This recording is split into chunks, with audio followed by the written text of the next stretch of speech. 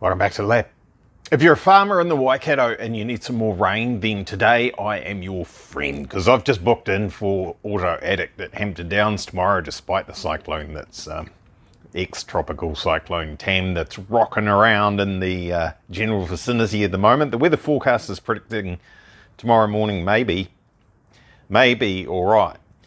I actually need dry track. I can't really test, well, definitely can't test full power in this car on a wet track, so if it's wet it's probably going to be pretty much a waste of time, but at least maybe I'll get out and do a few laps, maybe, unless it's still broken. So first round of NZ Super Lap Series, went out, did first session, that was alright, did set the fastest time for the weekend of everybody there, or maybe someone went faster in unlimited on slicks, I can't remember. So that was alright, 10 seconds off the pace of the V8 supercars when they ran there. It's kind of fast, I guess.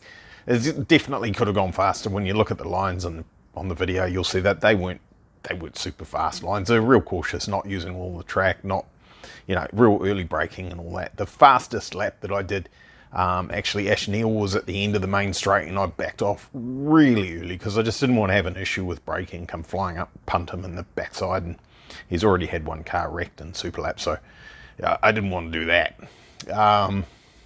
Excuses. That lap was still a 37.2 maybe, so it was a 36 easy with that out of the way, but that's how it goes. The next session, the car broke. It broke pretty spectacularly, but actually not a hell of a lot wrong with it, and I'm going to blame David Brew. I'm calling you out because he stood at the back of the car and he looked at some things. He looked at these wires here. And some other wires in there, and he said, "Oh, don't you? What's this here? Don't you have problems with those there?" And I basically told him to stuff off. We've never had any problems ever with those. That was a real dumb move, because I invoked a jinx at that point in time, so we went out and that failed. That's a factory Nissan crank angle sensor, and they are renowned for being absolute poos, and so that decided that it was going to work some of the time and not some of the time. What happens then is the flat shifting doesn't work because it doesn't know your vehicle speed, and it has a minimum vehicle speed before it will operate. So then I was trying to change gears and it wouldn't, because it wouldn't do an ignition cut, and then it was bouncing off the rev limiter instead before it would hook the next gear.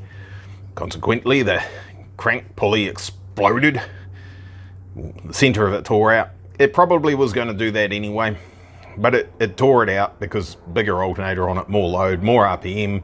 The shock loading from the rev limiter is different to the standard ignition cut for changing gears, so it popped the center out of the pulley. That flung up, hit the cooling system, sent a shockwave through the cooling system, blew a frost plug out of the car, and that was the end of that. So that's my theory. They could be wrong. Now, when it popped the pulley off the end of the crankshaft, the tune may have gone out, and it may have maybe detonated or whatever, and created higher cylinder pressures and blew past the head gaskets, and I need to check that. So that's why we're going to the track tomorrow. But before we do that, there were a couple of things that I wanted to look at. So I had this on the hoist, where that is now, earlier on, and ran it up and fiddled with the sensor in the back, and that's when I figured out that it was definitely the sensor. I could put in a new sensor while the thing was running, perfect, speedo's working, put the old one back in, give it a tap, it worked, and it didn't work, and so it's junk. We need to give this a proper tap. Insignificant tap, needs a hammer. So that was that's resolved. There is our good mates at Link sorted this out with these fellas here with a pressure sensor, a real good one to put on the cooling system, so that we can measure the pressure in the cooling system and make sure that we're not blowing past the head gaskets. So I put the good sensor that they gave us, supplied to us, on the oil system, because that's more important. And the cheap Chinese one that I had, I put that on the cooling system, because that actually failed after it got wet. When I fired it up here a couple of days later, checking a few things, and the oil pressure was through the roof when the engine wasn't even running. Because when the pulley hit the cooling system and blew antifreeze everywhere, the antifreeze went into the electrical connection on the top of the sensor, and the sensor started lying. So this is why you buy the good sensors, not the crap ones. So we've put the good sensor on the oil pressure sensor or system. So it's the same as this puppy over here. One of these, right? So that's a link one, and the other link one is on the the oil system. I'll spit it out eventually. We put the Chinese one up here because that's for data monitoring. It's not going to do anything other than give us data. It's not going to cause any engine cuts or anything important like that. We're just looking at the data that's coming out of it. It's reading accurately now. I fixed it. I literally gave it a clean out with some brake clean and all that sort of carry on. It was still junk, and so I thought, well, I'm not giving up on this $70-something sensor. I can save it. So I hit it with the heat gun and got it pretty hot. And then you could literally see the steam coming out of inside the sensor, and then it dried out and it worked. So it's functional again. You just got to keep it dry. So I put it on the cooling system. You got to keep it dry externally. Internally, where the sensor part of it is that actually touches the fluid, that doesn't seem to worry. It's if you get the electrical connections wet, it goes spastic, which is interesting. So I did that. That's resolved. And I was just unhappy with the Driveline. There's some Driveline vibration going on. I'm just getting a bit annoyed with it. It was no worse than what it has been, but it's like, I'm sure I can get this better. So I used the fancy accelerometer built into our Link G5 Voodoo Pro, and I logged it and had it sat on the hoist and ran it at 100 kilometers an hour. So it's a known speed, and then you can make changes and run at that same speed again. And you can see the oscillations in the G-forces basically inside the computer, how much it's shaking the computer, because it's hard mounted to the chassis more or less. We started off, the value really means nothing because it depends how far it's actually moving.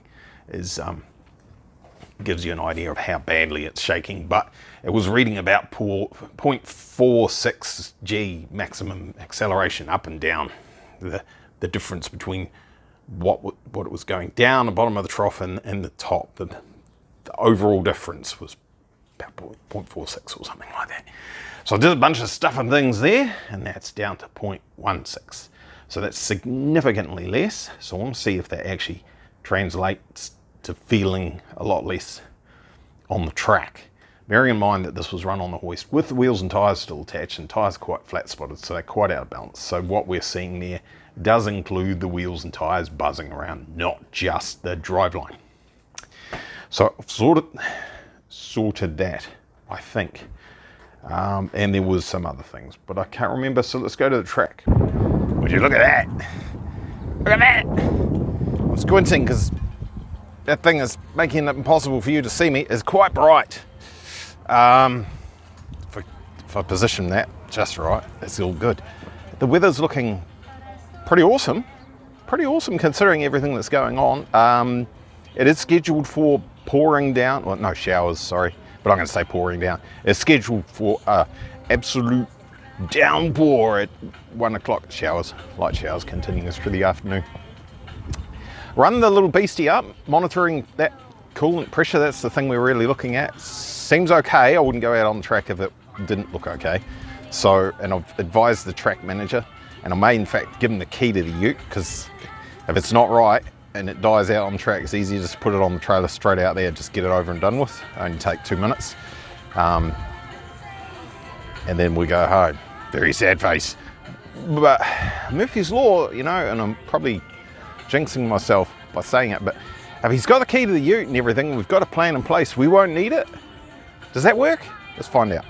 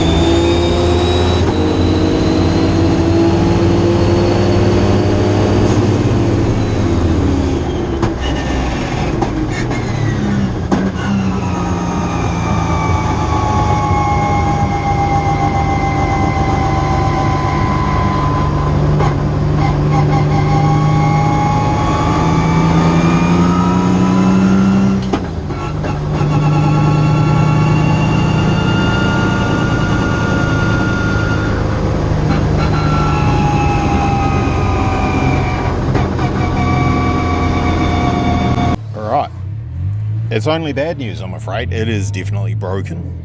It seemed to go okay, slight misfire, nothing really significant, I wouldn't have thought. All the stuff I did with the Driveline, that's all good. Looking at the logs, it's not good. It's blowing past the head gaskets. Here's our coolant pressure in yellow. Temperature in purple. Temperature was pretty good. You can see pressure spikes correlating to engine RPM. As the RPM and load increases, so does the pressure in the cooling system, until eventually it says, yeah, narbo, and sprung a leak again. And then you'll see the pressure, temperature start to rise. Session was red flagged. Probably my fault. Sorry everybody who's in that session. The track manager was aware of what I was up to and what we were doing, and he probably noticed a haze out of the back of the car. I couldn't see anything. There were no signs of problems. I was being very, very careful. It's just how it is. So that's probably our season done for Superlap. I don't have the time or the money to get that apart and fix it properly. So boo-hoo. Pretty late? Nah, it's not that late. It's 7:45. You'll have to excuse the noise from next door. It's like a renter batch thing. And anyway, so thinking about things a little more carefully, I showed you earlier on the log from the car pretty poorly. It appeared to be that coolant pressure was kind of following the load on the motor, in which case you would think that that's definitely head gaskets are leaking. As more pressure goes into the cylinder, it leaks through the head gasket and the pressure was going up in the cooling system. But looking at it a little bit more carefully later on, less sort of, what's the word, dejected and a bit frustrated. Not horribly, just like, stupid cars sort of thing, you know. Stole lots of Easter eggs from Hampton Downs when I paid for the kitty litter to clean up the coolant. I've got a big handful of Easter eggs, yum yum. So as you can see, I'm not that upset. Looking at it more carefully, it was actually following the engine RPM, not the load on the engine. So the coolant pressure was going up as the RPM went up. Now, pumps, restrictions, circuits, stuff and things, you don't get the same pressure all the way through the entire system. So I don't know what pressure we were seeing at that actual frost plug, but what was indicated from the back of the engine, from the rear of the cylinder heads before it all pissed off up the front to the radiator, was 20 psi. 20 psi, or give or take. It's not a lot. Frost plugs should hold on to more than that. The radiator cap is 1.1 bar, which is 16 psi or something like that. So there's not a lot of headroom there. I did a bit of a Google search and oh my gosh, some of the results, 5,000 psi frost plug will hold. Shut up, you clowns. But it might hold 5,000 psi, but only if the outside of it is held very, very firmly, and they're not in blocks and cylinder heads and stuff like that. So, yeah, couldn't really find a sturdy answer. Asked Mr. Murch, Steve Murch. I was like, oh, what do you reckon? He's a guy that knows stuff and things. A bit more than me, I would say, in certain areas at least. He reckoned like 30 psi, 30, 40 psi, and I thought so, eh? The radiator should probably start ballooning before the frost plugs pop out of the engine, I would imagine. So I came out here with my sturdy little regulator and stuffed it on the breather for the radiator and fed it some juice. Quite a lot of juice. Whoa, look at that. Take that, you bastard. So that's actually just a screenshot of a log that I did. That's about 35 psi. Yeah, and it didn't pop out this time. Frost plug has not come out. Installer error perhaps for the other one that was in there that came out today. It is in a bastard of a spot, and I did have to make a special tool to try and get it in there a little bit better today, and I put a brass frost plug in there instead of a steel one, kind of hoping that might hold on better. So that plug may have come out too easily, and I may have jumped to a conclusion that the gaskets were gone a little bit too easily. Now, the thing's got a misfire. It's not running as good as it should do, and if I put the video of the in-car, you'll see I flicked it onto the chicken switch, so it should have been less boost. It didn't actually look like it went a hell of a lot less boost, but maybe I need to work on that some more. There's some tracking on those Denso plugs. Those there, oh, see my rig? It's got a gauge on there, and I was just making sure the gauge lined up with what the gauge in what the sender unit in the car is saying, because we know that was a bit dicky, that unit. Look at that. Bit of a, what's this going on here? A bit of tracking or marking on it. Very new plugs. Not done much time at all. I'm saying half an hour runtime, might be slightly more than that. And there, if you can't really zoom in, but it's definitely there's some sort of marking. Looks to be like tracking. That's the electrical spark trying to run down the side of the ceramic rather than through it. Look at that. I think that's what's going on there. I've got some more of those, so I'll put them in. But that's all on that one side. And this side is pretty good. There's a couple of little marks. So I think we've had bad fuel. We've had tracking on the bloody spark plugs already. We've had a crank pulley that failed. We can have a big debate on that one. Did that frost plug come out and then the coolant went everywhere and went on the pulley, and then the pulley slipped and then grabbed and slipped and then grabbed, and that was too much for the pulley and then it broke? Or was my demise of the Concorde theory correct, where the pulley broke and it flew up and it hit the silicon, and that created a pressure spike in the cooling system and popped the plug out, the frost plug? That's more likely, I think. I think that's what's happened. So that's our chain of events. Is first session good. Driver needed a bit more seat time, obviously. This is at Taupo, right? And then second session, I put in that other batch of fuel, which was not good, probably. Either that or the spark plug suddenly went from previous session good, next session bad. And they got to fail at some point, right? So either or, fuel or plugs, whatever, causing a little bit of a misfire. And that speedo, that was the sensor in the end. It wasn't the wiring. So David Brew's kind of sort of maybe off the hook there a little bit. He was pointing at the wiring, saying, oh, do you have any trouble with the wiring? Didn't have any trouble with the wiring, actually. It was the sensor failed. That junk. So that, and then the pulley, and then the pulley might be because of the over revving, because of the sensor failing, I guess. And then today, go to the track to test it, and it's popped the frost plug back out because I hadn't installed it correctly, because I challenge you to install it correctly where it is without tearing the engine apart. And then still that misfire because tracking on the plugs, and it still had that same fuel in it. So I reckon we're definitely not going to pop that frost plug out easily again, I hope. That might be fixed. So we're back to clearing a misfire. So I've got new plugs. I can put new plugs in it and fresh fuel. Yeah, we might be back on. I'd kind of given up on doing Superlap in 3 weeks, but maybe we can spend I think it's $555 and go to Hampton Downs and do another 2 laps and find the next thing that breaks on the damn car. Hey, thanks for watching. Don't forget to like, share, subscribe, and watch the carnage that seems to just keep continuing on. It wasn't really spectacular today. We didn't have, well, it might have been. Someone might have got a photo. Hey. Right, cheers, bloke.